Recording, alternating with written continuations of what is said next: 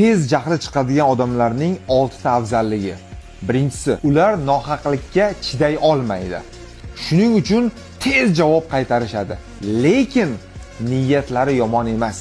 Ikkinchisi, ular juda halol insonlar.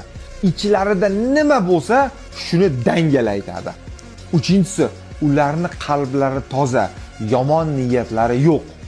To'rtinchisi, ular juda boshqalarni o'ylaydigan, yordam berishni xohlaydigan, boshqalarning dardi bilan yashaydi.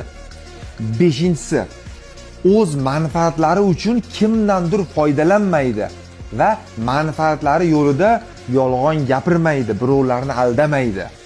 Oltinchisi, ular ichlarida gina saqlamaydi.